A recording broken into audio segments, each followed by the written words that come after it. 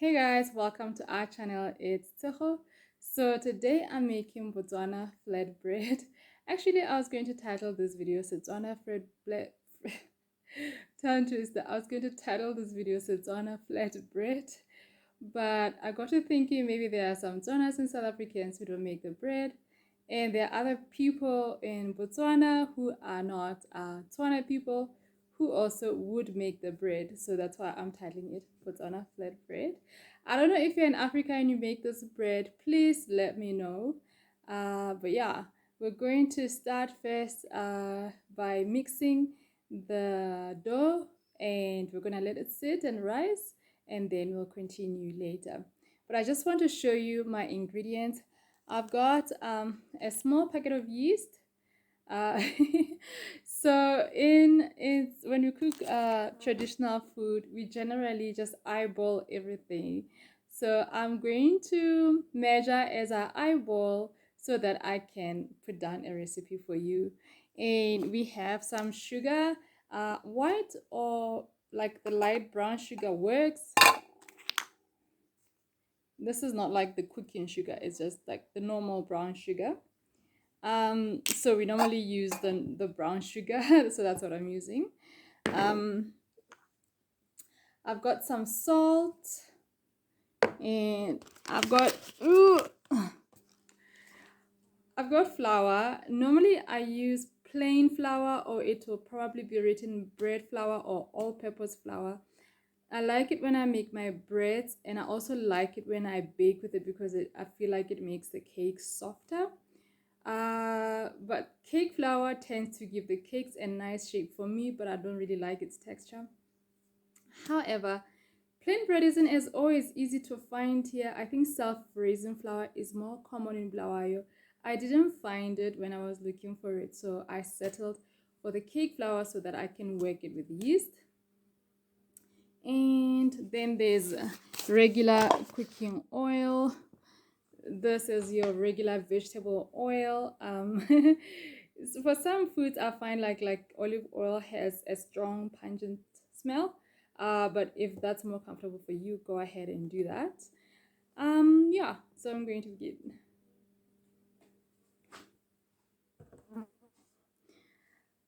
Okay, so I'm just going to lower the camera a bit so that you're able to see my bowl and see what I'm using. Okay, first off, I've got my bowl. Please don't worry when and if my head gets cut off. I've got my bowl. It's actually a casserole dish. Ordinarily, I use plastic, although for health reasons, I avoid plastic a lot. But yeah, so I use the casserole dish that I thought the size might work so that you can see what I'm doing. So we're gonna start with the flour. I got to thinking that 6 cups of flour would hold on. I got to thinking that 6 cups of flour would work with the measurements I'm looking for. So 1,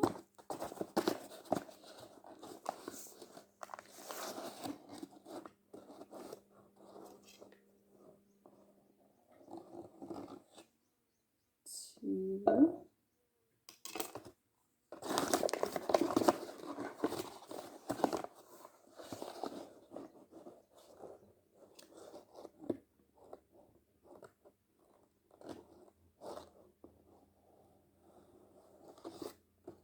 3,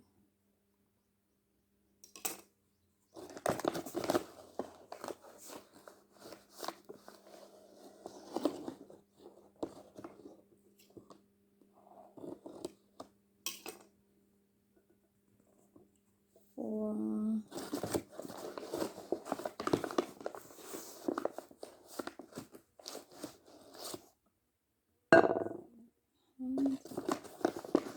5.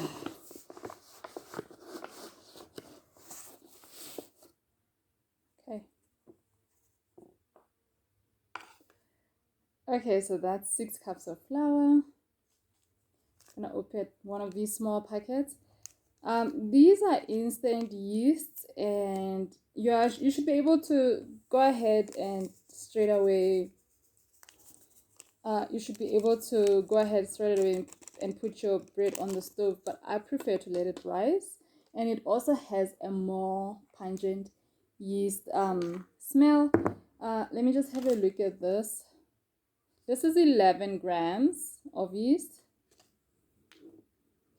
So I'm going to do what you call half a teaspoon. I'm going to do half a teaspoon of salt for every cup. So this is going to translate into 3 teaspoons of salt.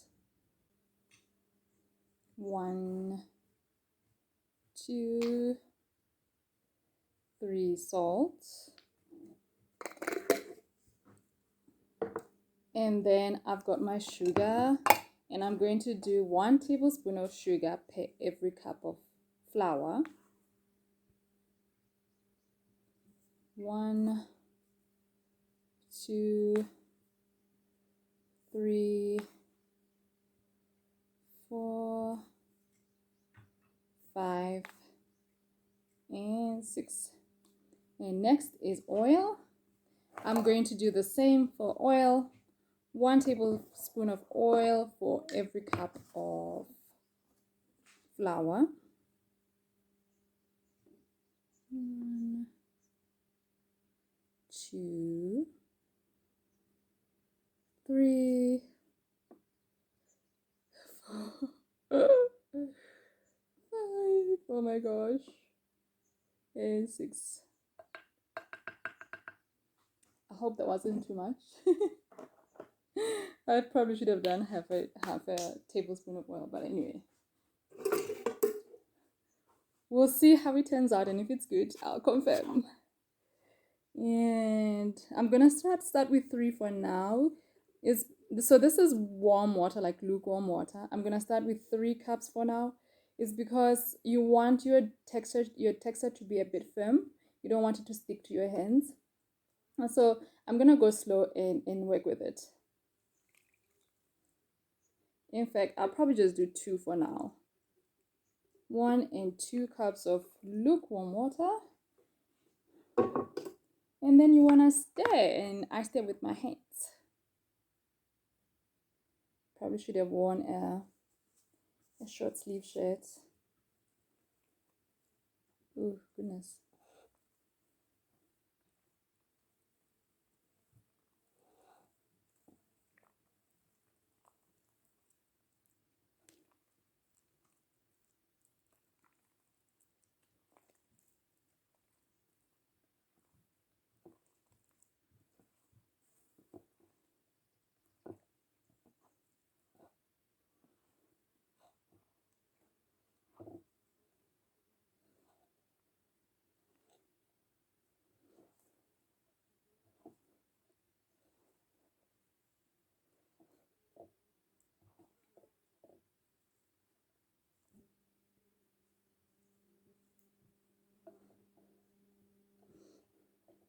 So that was 2 cups of lukewarm water, and I'm already feeling like it's the right texture. So if I would have done 3 cups, it would have been too much.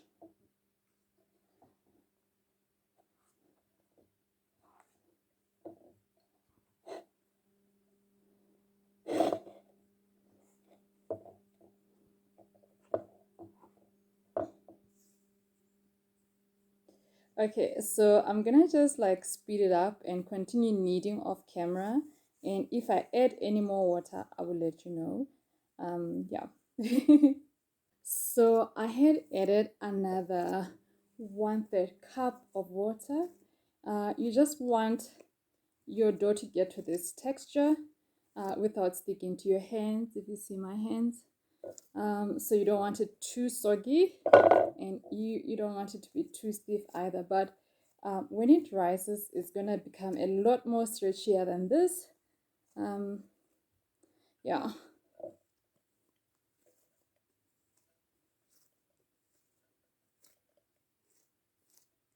So if you make traditional bread at home, maybe you make your dumplings, which is dombolo, or you make your fat cakes. This is basically just the same recipe in terms of mixing your dough.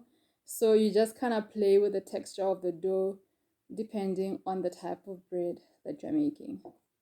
So I'm gonna cover this and let it sit for 2 hours. I'm gonna sit it outside because it's sunny, so that the rate at which it rises can speed up. I believe 2 hours in the sun should be able to do it, and if I take longer, I will let you know.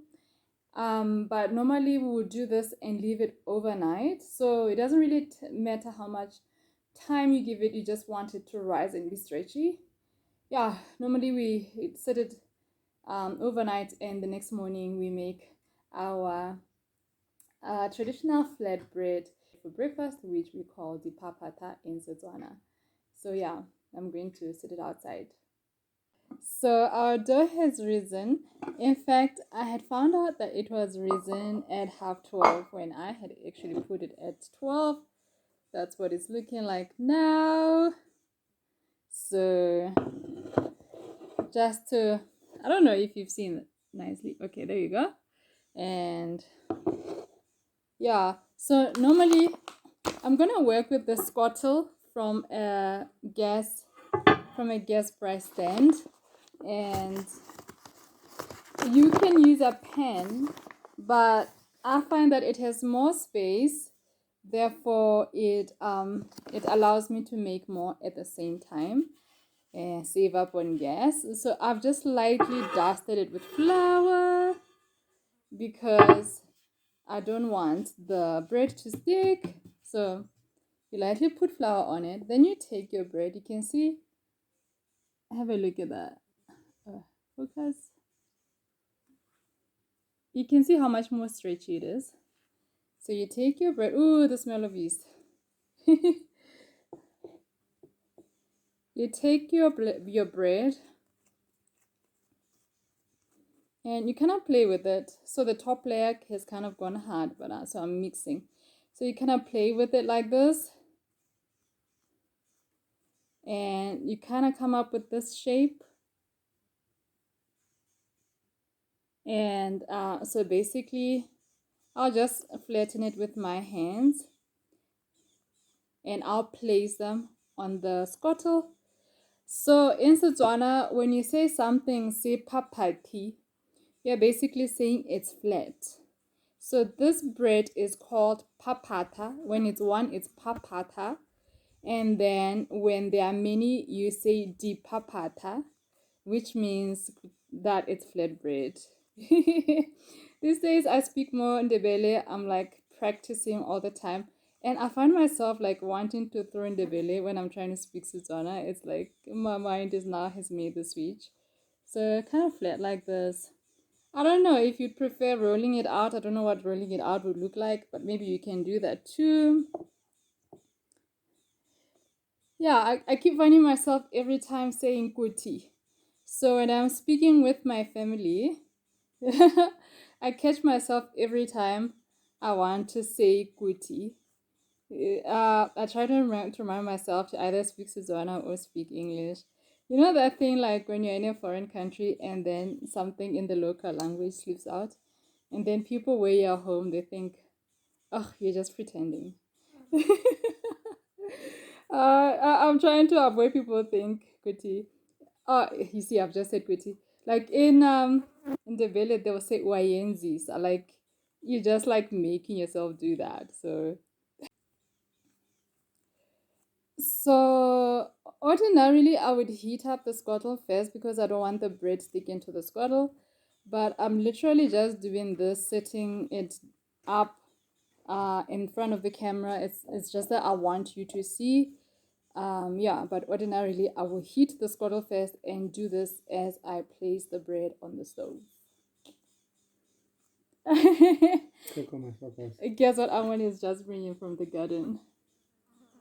He's just it's a soft one. This is how I like it when it's kind of like sweet corn still.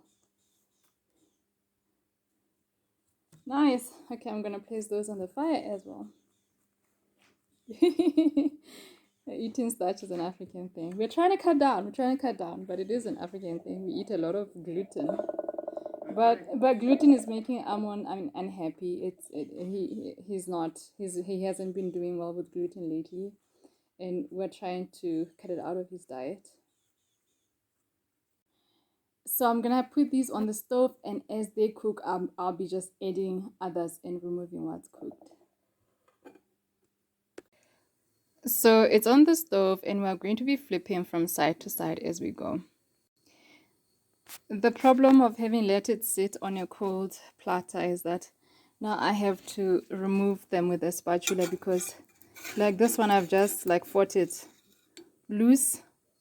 But yeah, they don't usually stick, but I think it's because the scuttle was cold. Also, once your scuttle or your pan is hot, you want to reduce the temperature. I've just done that now because gas especially can become so hot. It's because you don't want it to be cooked outside while inside it's not cooked. You want it to cook inside and cook outside as well. Like this one in the center, I didn't flip it fast enough while I was talking and explaining it. It kind of got charred. It's because the heat is more concentrated on the center. But I'll keep an eye on it, and I'll switch up with another one and put another one in the center. So as you keep flipping from side to side, you will feel how soft it is, and even the edges will be very soft, and they're the last to go. So at the end, when it's now cooked, the edges will no longer be soft like this, they'll be actually firm. So in Botswana, people normally have this with tea in the morning, and in winter, people will have this with eggs or with soup. And Amon and I have had it with a curry. And one time, we actually coincidentally, as we were eating, we realized, oh, we're having this with fish. And we were just laughing about it. But can you picture Jesus and his disciples munching on Diphaphatha and fish? Like on a coal fire. And a lot of times when we did it is when we would be braaiing outside, which is barbecuing, and we'll just throw this on the grill, on the barbecue stand, and with the scuttle, and then do this before we put the meat on. I'm simultaneously roasting the maize. I think I got distracted and burnt one of them. But yeah, I just want to check with this one if it's done. It is done. Okay, hold on. I want the camera to focus. Oh, there we go. It's fluffy. It's done. I think most of them are done. Ladies and gentlemen, the traditional Setswana flatbread is done. Oh my gosh, that's a tongue twister. The traditional Setswana flatbread is done, and we call this Diphaphatha. Let me move it closer. Sorry, I do apologize. As I move it closer, the camera is not picking it up nicely. But yeah, I hope that you enjoyed this video. Please don't forget to share the channel with all your friends. Show them this video. Like, subscribe, and all that good stuff. Until next time. Bye.